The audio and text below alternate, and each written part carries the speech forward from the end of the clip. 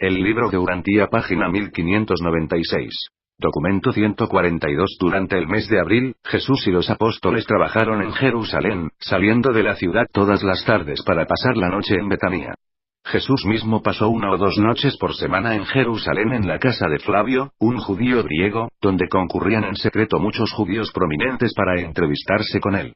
El primer día en Jerusalén Jesús visitó a su amigo de años pasados, Anás, ex sumo sacerdote y pariente de Salomé, la esposa de Zebedeo. Anás había oído informes sobre las enseñanzas de Jesús, y cuando Jesús llegó a la casa del sumo sacerdote, fue recibido con mucha reserva. Al percibir Jesús la frialdad de Anás, se despidió inmediatamente, diciendo al partir: el miedo es el esclavizador principal del hombre, y el orgullo, su mayor debilidad. Te traicionarás a ti mismo obligándote a la esclavitud de estos dos destructores de la felicidad y de la libertad. Pero Anás no respondió.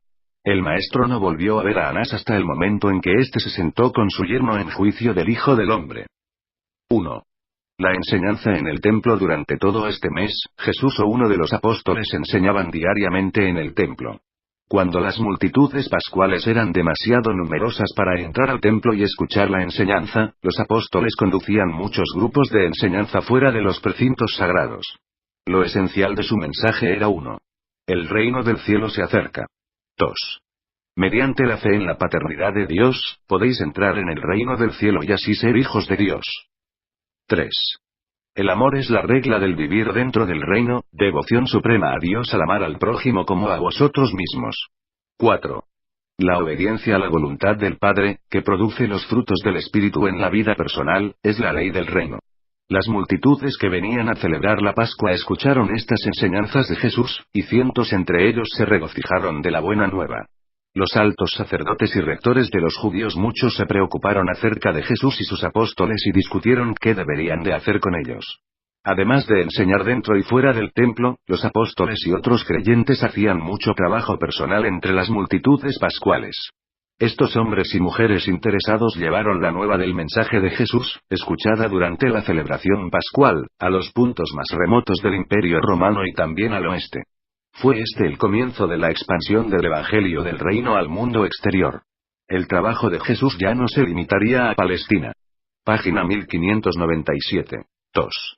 La ira de Dios se encontraba en Jerusalén para asistir a las festividades de la Pascua un tal Jacobo, rico mercader judío proveniente de Creta, que fue a ver a Andrés con la solicitud de reunirse con Jesús en privado. Andrés arregló ese encuentro secreto con Jesús en la casa de Flavio para la tarde del día siguiente. Este hombre no podía comprender las enseñanzas del maestro, y había venido porque deseaba hacer preguntas más completas sobre el reino de Dios.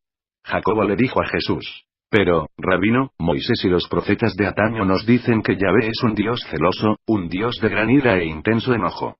Los profetas dicen que Él odia a los malhechores y que se venga de los que no obedecen su ley. Tú y tus discípulos nos enseñan que Dios es un Padre clemente y compasivo que tanto ama a todos los hombres que les daría la bienvenida en este nuevo reino del cielo, que tú proclamas que se está acercando.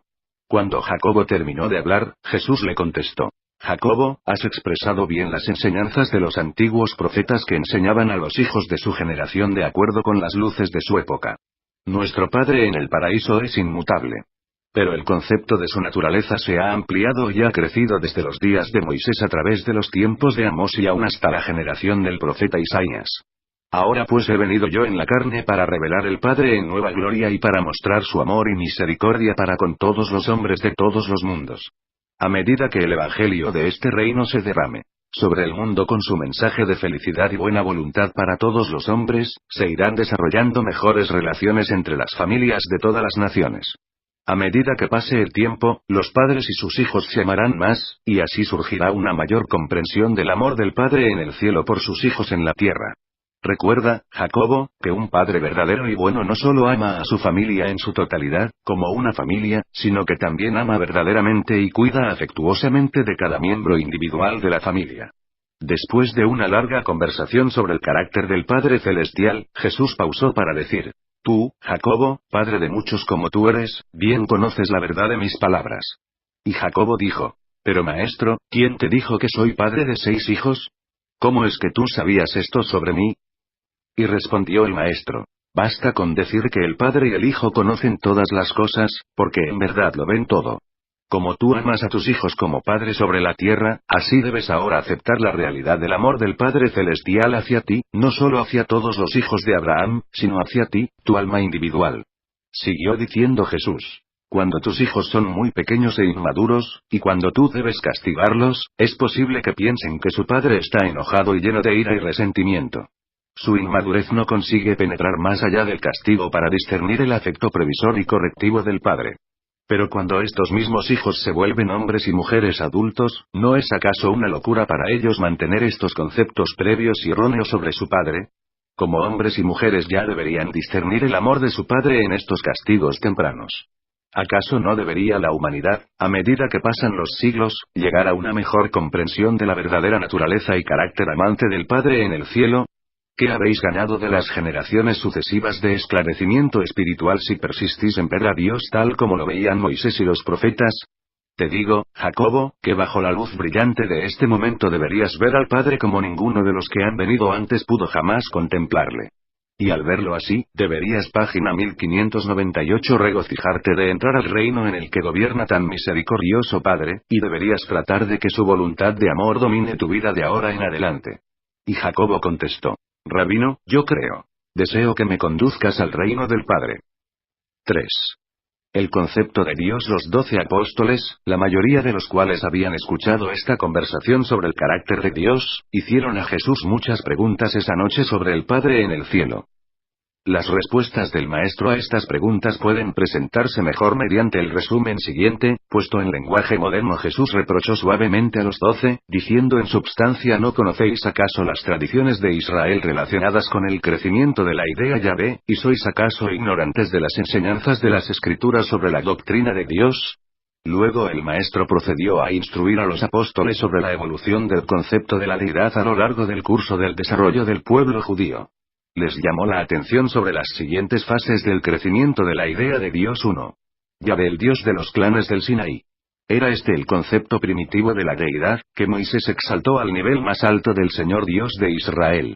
El Padre en el cielo nunca deja de aceptar la adoración sincera de sus hijos en la tierra, aunque su concepto de la deidad sea burdo, y sea cual fuere el nombre que para ellos simboliza la naturaleza divina. 2.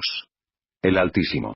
Este concepto del Padre en el cielo fue proclamado por Melquisedec a Abraham y fue llevado muy lejos desde Salem por los que subsiguientemente creyeron en esta idea ampliada y expandida de la deidad. Abraham y su hermano se fueron de Ur debido al establecimiento de la adoración del sol, y se tornaron creyentes en las enseñanzas de Melquisedec sobre el Elión, el Dios Altísimo. El concepto de ellos era un concepto compuesto de Dios que consistía en una mezcla de las ideas mesopotámicas más antiguas con la doctrina del Altísimo. 3. El Shaddai. Durante estos tiempos primitivos muchos de los hebreos adoraban el Shaddai, el concepto egipcio del Dios del cielo, que habían aprendido durante su cautiverio en la tierra del Nilo. Mucho tiempo después de la época de Melquisedec, estos tres conceptos de Dios se unieron para formar la doctrina de la deidad creadora, el Señor Dios de Israel. 4. Elohim. Las enseñanzas de la Trinidad paradisíaca han persistido desde los tiempos de Adán. ¿Recordáis cómo las Escrituras comienzan declarando que en el principio los dioses crearon los cielos y la tierra? Esto indica que cuando se registró esto, el concepto de la Trinidad, de los tres dioses en uno, había encontrado lugar en la religión de nuestros antepasados. 5. El Yahvé Supremo. En los tiempos de Isaías, estas creencias sobre Dios se habían ampliado en el concepto de un Creador universal que era simultáneamente todopoderoso y todo misericordioso. Este concepto de Dios en desarrollo y ampliación suplantó virtualmente todas las ideas previas sobre la deidad en la religión de nuestros padres. 6. El Padre en el cielo. Ahora pues, conocemos a Dios como nuestro Padre en el cielo. Nuestra enseñanza provee una religión en la que el creyente es hijo de Dios. Esta es la buena nueva del Evangelio del reino del cielo. Coexisten con el Padre, el Hijo y el Espíritu, y la revelación de la naturaleza y ministerio de estas deidades del paraíso continuará ampliándose e iluminándose a lo largo de las eras sin fin. De página 1599. La progresión espiritual eterna de los hijos ascendentes de Dios. En todos los tiempos y durante todas las épocas la verdadera adoración de todo ser humano, en cuanto se relaciona con el progreso espiritual individual, es reconocida por el Espíritu residente como un homenaje al Padre en el cielo. Nunca antes habían estado los apóstoles tan anonadados como en este momento, al escuchar el relato del crecimiento del concepto de Dios en la mente judía de las generaciones previas. Estaban demasiado confundidos como para hacer preguntas. Mientras permanecían sentados ante Jesús en silencio, el maestro continuó. Y habríais conocido estas verdades si hubieseis leído las Escrituras. ¿Acaso no habéis leído a Samuel donde dice: y la ira del Señor se encendió contra Israel, de tal modo que incitó a David contra ellos, ordenándole que hiciese censo de Israel y Judá? Y eso no era extraño porque en los días de Samuel los hijos de Abraham realmente creían que Yahvé había creado tanto el bien como el mal. Pero cuando un escritor posterior narró estos acontecimientos, después de la ampliación del concepto judío sobre la naturaleza de Dios, no se atrevió a atribuir el mal a Yahvé, por consiguiente dijo: y Satanás se levantó contra Israel e incitó a David a que hiciese censo de Israel. ¿Acaso no sois capaces de discernir que tales narraciones de las Escrituras muestran claramente cómo el concepto de la naturaleza de Dios continuó creciendo de una generación a la otra? También deberíais haber discernido el crecimiento de la comprensión de la ley divina, en perfecta armonía con estos conceptos ampliados de la divinidad. Cuando los hijos de Israel salieron de Egipto, en los días antes de la revelación ampliada de Yahvé, tenían 10 mandamientos que les sirvieron de ley hasta el momento en que acamparon frente al Sinaí. Y estos 10 mandamientos eran: 1. No adorarás a otro Dios, porque el Señor es un Dios celoso. 2. No harás imágenes fundidas de Dios. 3. No dejarás de santificar la fiesta del pan ácimo. 4. De todos los hombres varones y animales machos, los primogénitos son míos, dice el Señor. 5. 6 días trabajarás, pero el séptimo día descansarás. 6. No dejarás de santificar la fiesta de las primeras frutas y la fiesta de la cosecha a la salida del año. 7. No ofrecerás la sangre de los sacrificios con pan leudado. 8. El sacrificio de la fiesta de Pascua no debe dejarse hasta la mañana. 9.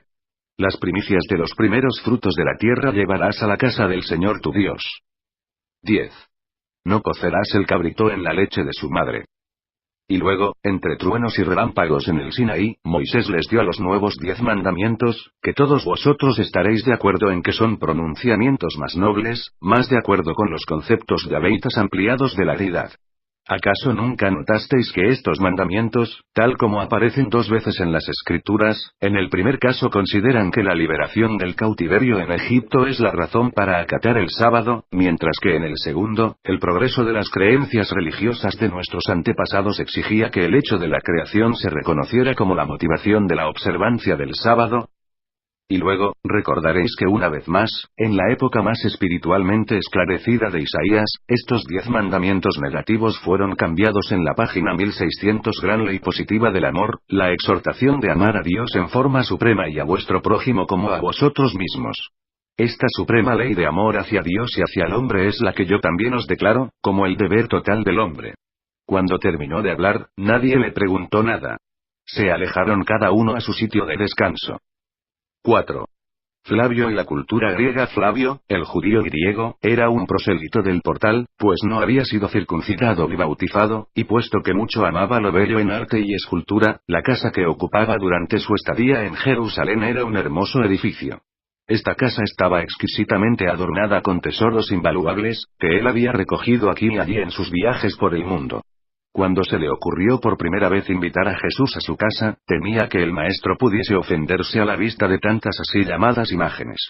Pero Flavio estuvo agradablemente sorprendido cuando Jesús entró a la casa y, en vez de reprocharle el poseer estos objetos supuestamente idólatras esparcidos por toda la casa, manifestó gran interés en la colección entera e hizo muchas preguntas apreciativas sobre cada objeto a medida que Flavio lo acompañaba de cuarto en cuarto, mostrándole sus estatuas favoritas.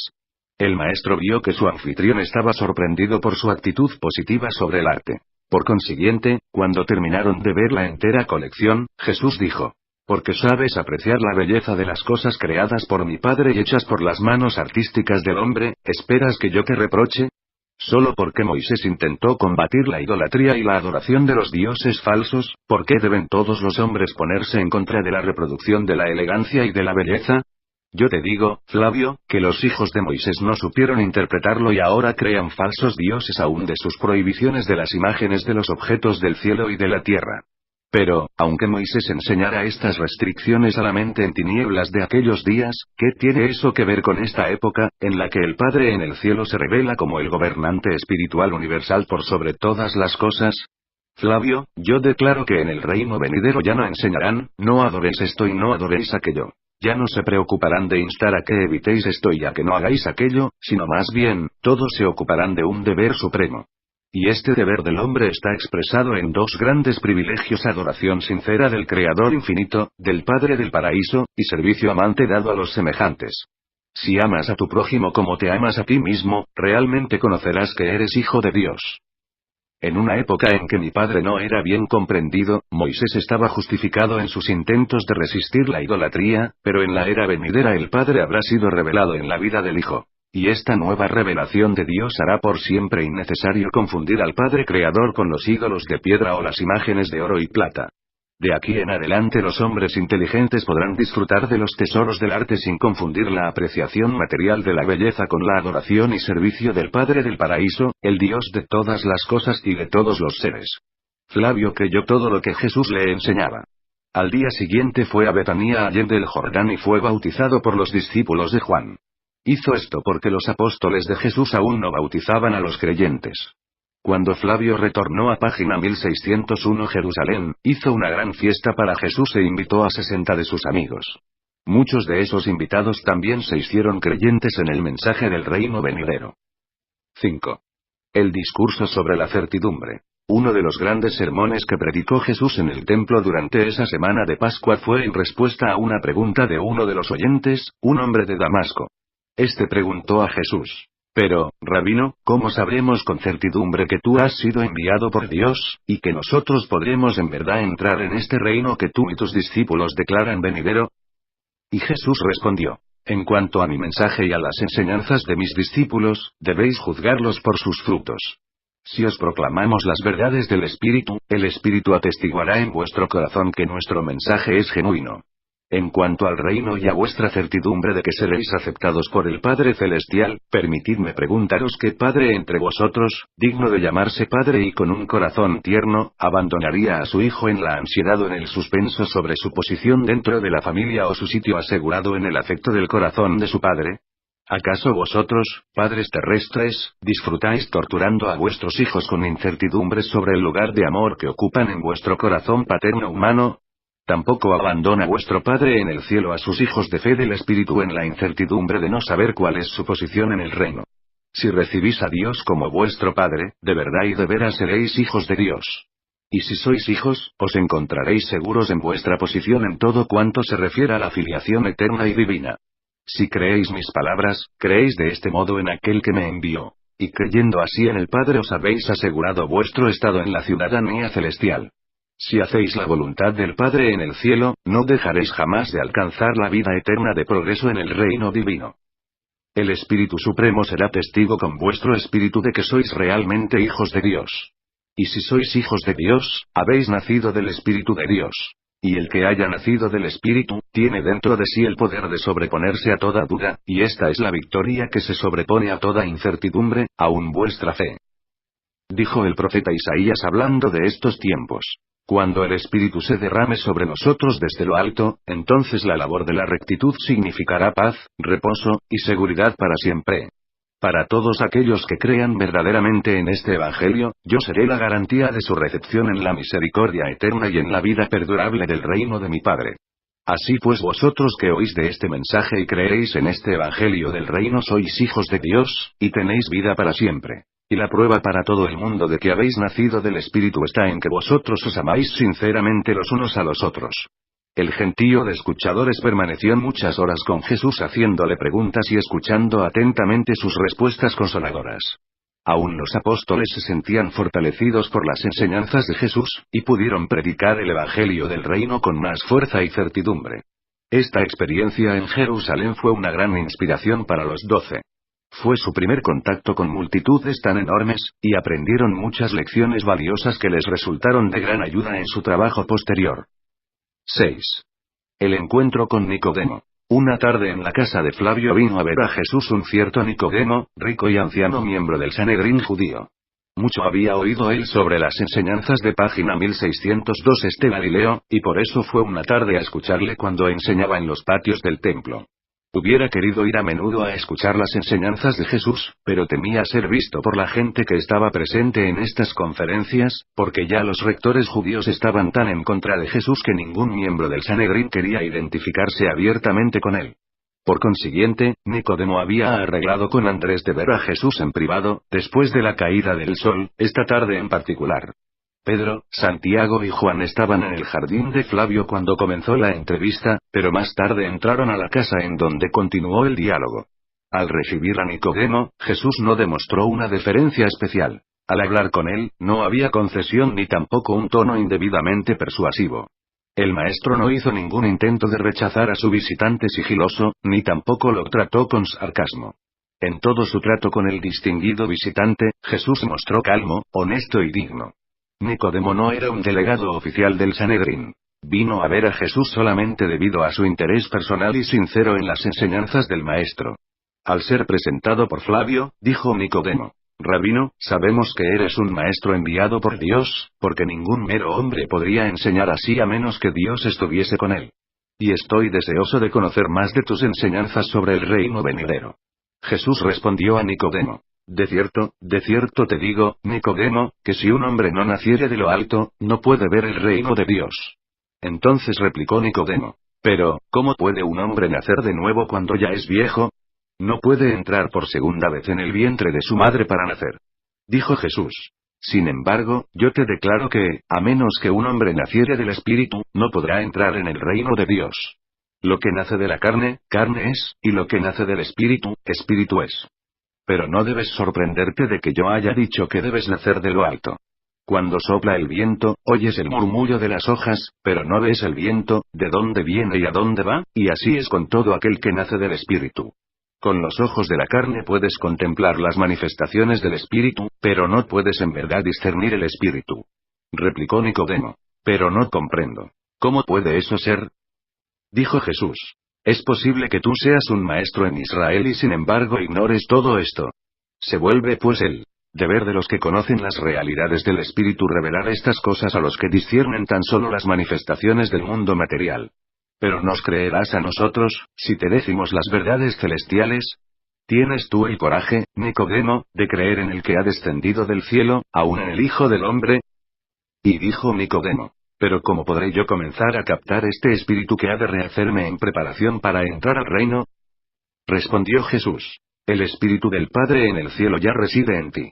Si te dejas conducir por este espíritu que viene de lo alto, muy pronto comenzarás a ver con los ojos del Espíritu. Cuando esto ocurra y tú elijas de todo corazón seguir la dirección del Espíritu, nacerás del Espíritu, puesto que tu único propósito del vivir será hacer la voluntad de tu Padre que está en el cielo. Al encontrarte nacido del Espíritu, y feliz en el reino de Dios, comenzarás a rendir en tu vida diaria los frutos abundantes del Espíritu. Nicodemo era completamente sincero. Estaba profundamente afectado, pero se alejó perplejo. Nicodemo era una persona con un yo bien desarrollado y con buen autocontrol, y aún poseía altas cualidades morales. Era refinado, egoísta y altruista. Pero no sabía cómo someter su voluntad a la voluntad del Padre Divino, así como un niño se somete voluntariamente a la guía y a la dirección de un Padre terrestre. Página 1603 Sabio y amante, para volverse verdaderamente hijo de Dios, heredero progresivo del reino eterno. Pero Nicodemo supo tener fe suficiente para llegar al reino. Protestó tímidamente cuando sus colegas del Sanedrín quisieron condenar a Jesús sin audición. Y más tarde, con José de Arimatea, confesó valientemente su fe y reclamó el cuerpo de Jesús, aun cuando la mayoría de los discípulos habían huido atemorizados de la escena del sufrimiento final y muerte del Maestro. 7. La lección sobre la familia después del activo período de enseñanza y trabajo personal durante la semana pascual en Jerusalén. Jesús pasó el miércoles siguiente en Betania con sus apóstoles, descansando. Esa tarde, Tomás hizo una pregunta que produjo una respuesta larga e instructiva. Dijo Tomás: Maestro, el día que nos seleccionaste como embajadores del reino, nos dijiste muchas cosas, nos instruiste sobre nuestro modo personal de vida, pero, ¿qué le enseñaremos a la multitud? ¿Cómo deben vivir estas personas después de que el reino llegue más plenamente? ¿Deberán tus discípulos poseer esclavos? ¿Cortejarán tus creyentes la pobreza y rechazarán la propiedad privada? ¿Reinará la misericordia por sí sola de modo tal que ya no habrá ley ni justicia? Jesús y los 12 pasaron toda la tarde y la noche después de la cena discutiendo las preguntas de Tomás. Para los fines de esta narración presentamos el siguiente resumen de las instrucciones del Maestro Jesús. En primer lugar, trató de aclarar a sus apóstoles que Él estaba en la tierra para vivir una vida excepcional en la carne y que ellos, los 12, habían sido llamados para participar en esta experiencia de autootorgamiento del Hijo del Hombre. Y que, como colaboradores, también debían compartir muchas de las restricciones y obligaciones propias de toda la experiencia del autootorgamiento. Hubo una sugerencia velada de que el Hijo del Hombre era el único que jamás hubiera vivido en la tierra, capaz de ver simultáneamente dentro del corazón mismo de Dios y de las profundidades del alma del hombre. Jesús explicó muy claramente que el reino del cielo era una experiencia evolutiva, que comenzaba aquí en la tierra y progresaba a través de las estaciones sucesivas de vida hasta el paraíso. En el curso de la noche declaró definitivamente que en una etapa futura del desarrollo del reino, volvería a visitar este mundo, en poder espiritual y gloria divina. Luego explicó que la idea del reino no era la mejor manera de ilustrar la relación del hombre con Dios. Empleaba estos tropos porque el pueblo judío estaba esperando el reino y porque Juan había predicado en términos del reino venidero. Dijo Jesús: los pueblos de otra era comprenderán mejor el evangelio del reino cuando se lo presente en términos que expresen la relación familiar, cuando el hombre comprenda la religión como la enseñanza de la paternidad de Dios y de la hermandad de los hombres, la filiación con Dios. Luego el maestro discurrió con cierta amplitud sobre la familia terrestre como ilustración de la familia celestial, volviendo a declarar las dos leyes fundamentales del vivir: el primer mandamiento de amor al padre, el jefe de la familia, y el segundo mandamiento de amor mutuo entre los hijos, de amar a tu hermano como a ti mismo. Procedió luego explicando que esta cualidad de afecto fraternal se manifestaría invariablemente en servicio social, generoso y amante. Después de esto, sobrevino la memorable conversación sobre las características fundamentales de la vida familiar y su aplicación a la relación existente entre Dios y el hombre. Jesús declaró que una verdadera familia está fundada en los siguientes 7 hechos, página 1604-1. El hecho de la existencia.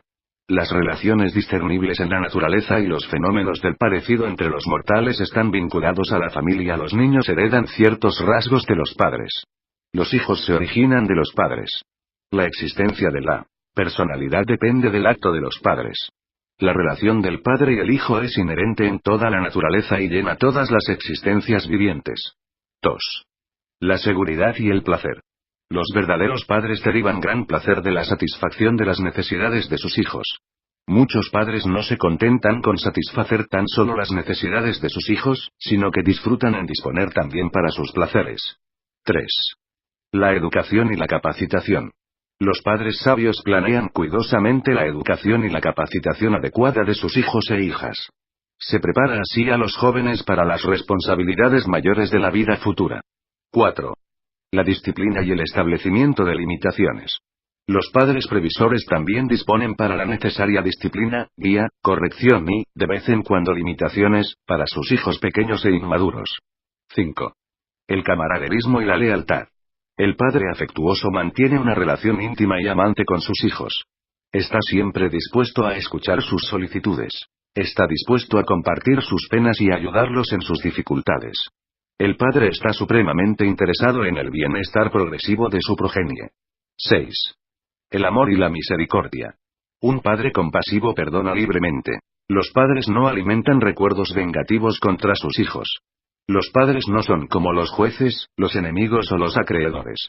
Las familias verdaderas están construidas sobre los cimientos de la tolerancia, la paciencia y el perdón. 7. Las disposiciones para el futuro. Los padres temporales desean dejar una herencia para sus hijos. La familia continúa de una generación a otra. La muerte solo acaba con una generación para marcar el comienzo de la siguiente. La muerte termina una vida individual, pero no necesariamente la familia. El maestro habló durante horas de la aplicación de estas características de la vida familiar a las relaciones del hombre, el hijo terrestre, con Dios, el Padre del paraíso. Esta fue su conclusión. Yo conozco a la perfección toda la relación de un hijo con el Padre, porque todo lo que debéis alcanzar en la filiación en el futuro eterno, ya he alcanzado. El Hijo del Hombre está preparado para ascender a la diestra del Padre, de modo que en mí está el camino, ahora abierto aún más, para que todos vosotros veáis a Dios y cuando hayáis completado la progresión gloriosa, os tornéis perfectos así como vuestro Padre en el cielo es perfecto. Cuando los apóstoles escucharon estas palabras sorprendentes, recordaron los pronunciamientos que Juan hizo al tiempo del bautismo de Jesús, y también recordaron vívidamente esta experiencia después de la muerte y resurrección del Maestro, en relación con sus predicciones y enseñanzas.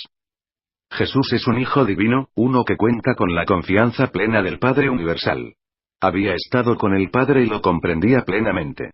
Ahora, había vivido su vida terrestre para la satisfacción plena del Padre, y esta encarnación en la carne le había permitido comprender plenamente al hombre. Jesús era la perfección del hombre. Había alcanzado la misma perfección que todos los creyentes verdaderos están destinados a alcanzar en él y a través de él. Jesús reveló al hombre un Dios de perfección y le presentó en sí mismo el Hijo perfeccionado de los dominios a Dios. Página 1605. Aunque Jesús habló por varias horas, Tomás aún no estaba satisfecho, pues dijo: Pero, Maestro, ¿no parece que el Padre en el cielo nos trate siempre con clemencia y misericordia? Muchas veces sufrimos duramente en la tierra, y no siempre son contestadas nuestras oraciones. ¿En qué punto fracasamos en captar el significado de tus enseñanzas? Jesús replicó: Tomás, ¿cuánto tiempo pasará hasta que adquieras la habilidad de escuchar con el oído del Espíritu? ¿Cuánto tiempo pasará hasta que disciernas que este reino es un reino espiritual, y que mi Padre es también un ser espiritual? ¿Acaso no comprendes que estoy enseñándoos como hijos espirituales en la familia espiritual del cielo, de la cual el jefe paterno es un espíritu infinito y eterno? ¿No me permitiréis usar a la familia terrestre como ilustración de las relaciones divinas sin aplicar mis enseñanzas tan literalmente a los asuntos materiales? En vuestra mente no podréis separar las realidades espirituales del reino, de los problemas materiales, sociales, económicos y políticos de la época. Cuando hablo el lenguaje del espíritu, ¿por qué insistís en traducir mi significado en un lenguaje de la carne cuando yo empleo relaciones comunes y literales para fines de ilustración? Hijos míos, imploro que ceséis de aplicar las enseñanzas del reino del espíritu a los asuntos sórdidos de la esclavitud, la pobreza, las casas y las tierras, y a los problemas materiales de la ecuanimidad y la justicia humanas. Estos asuntos temporales son la preocupación de los hombres de este mundo, y aunque en cierto modo afectan a todos los hombres, vosotros habéis sido llamados para representarme en el mundo, así como yo represento a mi Padre. Sois los embajadores espirituales de un reino espiritual, los representantes especiales del Padre Espíritu. A esta altura debería ser posible para mí instruiros como hombres adultos de mi reino espiritual. ¿Acaso debo dirigirme siempre a vosotros como si fuerais niños? ¿Es que no creceréis nunca en la sensibilidad espiritual? Sin embargo, os amo y os tendré paciencia hasta el fin de nuestra asociación en la carne. Y aun entonces mi espíritu os precederá en el mundo. 8. En la Judea del sur a fines de abril la oposición a Jesús entre los fariseos y saduceos se había vuelto tan pronunciada que el Maestro y sus apóstoles decidieron alejarse de Jerusalén por un tiempo, dirigiéndose al sur para trabajar en Belén y Hebrón. Todo el mes de mayo fue dedicado a hacer trabajo personal en estas ciudades y entre la gente de las aldeas vecinas. Durante este viaje no hubo predicación pública, sino tan solo visitas de casa en casa. Parte de este tiempo, mientras los apóstoles enseñaban el Evangelio y ministraban a los enfermos, Jesús y Abner lo pasaron en Engedi, visitando la colonia nazarea. Juan el Bautista había salido de este lugar, y Abner había sido jefe de este grupo. Muchos de los que pertenecían a la hermandad nazarea se hicieron creyentes de Jesús, pero la mayoría de estos hombres ascéticos y excéntricos se negaron a aceptarlo como un maestro enviado del cielo porque no enseñaba a ayunar ni otras formas de abnegación. La gente que vivía en esta región no sabía que Jesús había nacido en Belén. Siempre supusieron que el Maestro había nacido en Nazaret, así como la mayoría de sus discípulos, pero los 12 sabían la verdad. La estadía en el sur de Judea fue una temporada de labor fructífera y serena. Muchas almas fueron sumadas al reino. Para los primeros días de junio la agitación contra Jesús en Jerusalén se había calmado lo suficiente como para que el Maestro y los apóstoles retornaran para instruir y consolar a los creyentes. Página 1606. Aunque Jesús y los apóstoles pasaron todo el mes de junio en Jerusalén y sus cercanías, no hicieron enseñanza pública durante este periodo. Vivían la mayor parte del tiempo en tiendas que montaban en un parque o jardín sombreado, conocido en esa época como Getsemaní. Este parque estaba situado en la ladera occidental del Monte de los Olivos, no lejos del arroyo Cedrón. Los sábados, o sea los fines de semana, usualmente los pasaban con Lázaro y sus hermanas en Betania. Jesús entró dentro de los muros de Jerusalén solo unas pocas veces, pero un gran número de interesados concurría a Getsemaní para conversar con él.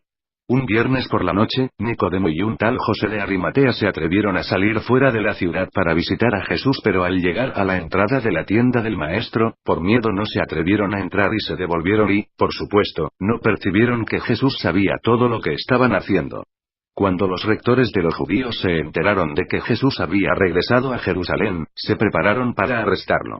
Pero cuando observaron que no predicaba en público, concluyeron que se había asustado por su reacción anterior y decidieron permitirle que continuara con su enseñanza en esa forma privada sin molestarlo más. Así pues los asuntos siguieron en forma tranquila hasta los últimos días de junio, cuando un cierto Simón, miembro del Sanedrín, abrazó públicamente las enseñanzas de Jesús, después de declararlo ante los rectores de los judíos.